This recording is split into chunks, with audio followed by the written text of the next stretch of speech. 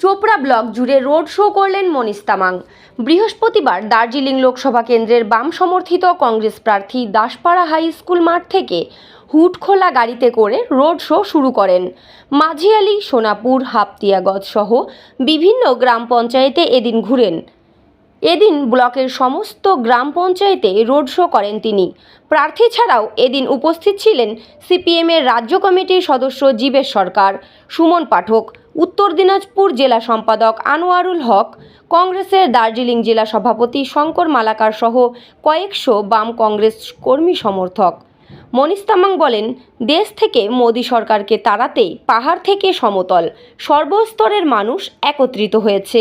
আগামী 4 জুন দেশে নতুন সরকার গঠন হবে, চোপড়াতেও পরিবর্তন হবে বলে দাবি করেন তিনি। वोट को संगठित करना है, इसीलिए कांग्रेस के प्रार्थी को वाम फ्रंट ने और पहाड़ में हमरो पार्टी ने समर्थन किया है, क्योंकि हमारे वोट को एक साथ करना है, वोट को नष्ट नहीं करना है और सारा वोट का ताकत को हमें मोदी सरकार को गिराने के लिए करना है।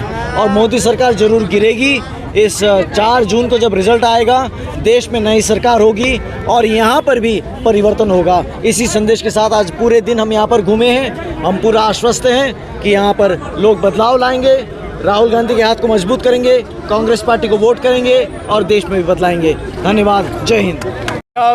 বিশাল ছাড়া আমরা আজকে যেভাবে ঘুরলাম গোটা চোপড়া ব্লকের মধ্যে, বিশাল ছাড়া দেখেছেন, আপনারাও সেখানে গেছিলেন, সাংবাদিক যারা বন্ধুরা ছিল তারাও গেছিল, দেখছেন বিশাল ছাড়া। কতটা আশাবাদী? একদম 100%, কারণ আমাদের সঙ্গে কম্পিটিশন হবে বিজেপি, তৃণমূল কোনো ফ্যাক্টর না। তৃণমূল ওই চোপড়ায় একটু টুন টুন করে, বাকি অন্য কোনো জায়গায় নেই। ওদিকে যে আরও বিধানসভাগুলিতে আছে তার তৃণমূলের কোনো অস্তিত্ব নেই। আমাদের সঙ্গে মূলত লড়াই হবে বিজেপি এবং আমাদের জোট, এটাই লড়াই হবে। কি বার্তা দিলেন আজকের এই মিছিল থেকে এলাকায়? আমরা এলাকায় বার্তা দিলাম, সন্ত্রাস, দুর্নীতি, চুরি চামারি যেভাবে এরা তৃণমূল করেছে, চা বাগান তুলে দিয়েছে, চা বাগানের মানুষের কর্মসংস্থান নষ্ট করে দিয়েছে। এশিয়া মহাদেশের মধ্যে একটা বড় ফ্যাক্টরি ছিল, সেই ফ্যাক্টরিটাকেও এরা ধ্বংস করে দিয়েছে। তার বিরুদ্ধে এবং মানুষের কর্মসংস্থানকে ফিরিয়ে নিয়ে আসার সমর্থনে আমরা এই চোপড়া ব্লকের মধ্যে আমরা এই বার্তাটা দিলাম। আগের থেকেও দিয়েছি, আজকেও দিলাম। ইলেকশনের আগে পর্যন্ত আমরা দিব, ইলেকশনের পরেও আমরা লড়াই করব। আমরা দল তো লক্ষ্মীর ভান্ডার নিয়ে বাড়ি বাড়ি প্রচার করছেন। এই লক্ষ্মীর ভান্ডার তো ওই সন্দেশখালী কেমন লক্ষ্মীর ভান্ডার, সেটা জানতেই পারছেন। গোটা ভারতবর্ষে মানে প্রচার হয়ে গেছে যে লক্ষ্মীর ভান্ডারের নাম করে সেখানে রাত্রেবেলায় মেয়ে ছেলেদের পিঠা বানাবার নাম করে সেখানে মেয়েদের ইজ্জত হরণ করেছে। সেই সন্দেশখালী তো জমি কেলেঙ্কারি, ওই মাছের ভেরি দখল, সমস্ত বিষয় নিয়ে আজকে যে প্রচার হচ্ছে সে আপনারা জানতে পারছেন, শুনতে পাচ্ছেন।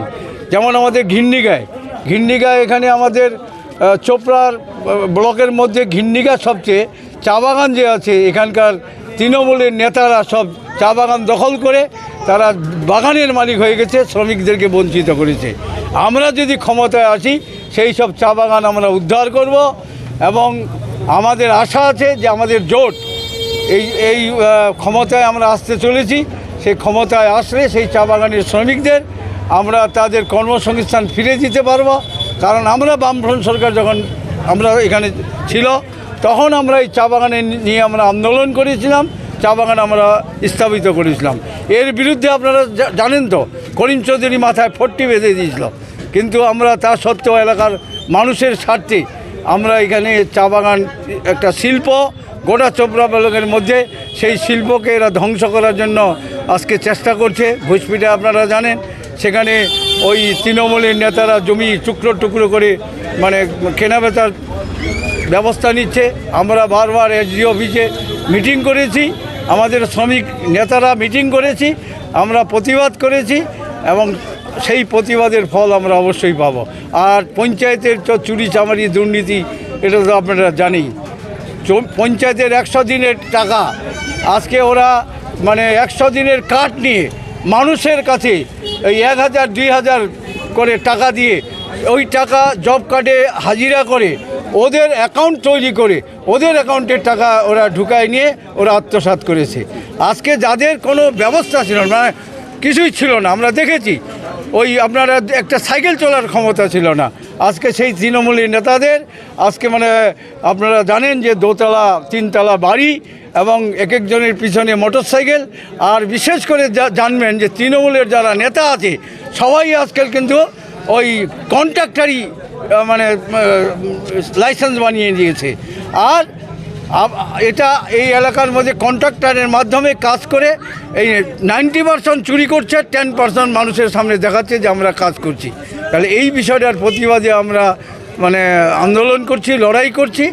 আর তারপরে আপনার যে এরা বলছিল যে 100 দিনের টাকা নাকি এরা 50 দিন দেবে, আপনারা খোঁজ নেবেন যা এরা 100 দিনের কাজটা কোনো কাজেই হয়নি, কিন্তু এরা ফলস করে একটা দাবি করছিল যে আমাদের 100 দিনের টাকা দিচ্ছে না কেন্দ্র সরকার।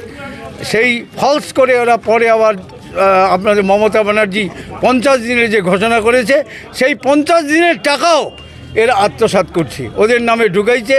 ওদেরকে 50 দিনের মানে হাজিরার কথা বলে 2000-3000 করে ঢুকাইছে, তার অর্ধেক টাকা তারা নেতারা আজকে সেই মানে টাকা আত্মসাৎ করছে। তাহলে আজকে বুঝতে হবে যে এই যে আজকে এত বড় সন্ত্রাস, এই সন্ত্রাসের বিরুদ্ধে আমরা প্রতিনিয়ত ঐক্যবদ্ধ হয়ে আমরা লড়াই করছি। আমরা নির্বাচনে শুধু লড়াই করি না, আমরা দীর্ঘ সময় এই শ্রমিক শ্রেণী মানুষের স্বার্থে আমরা লড়াই করছি, আমরা করব।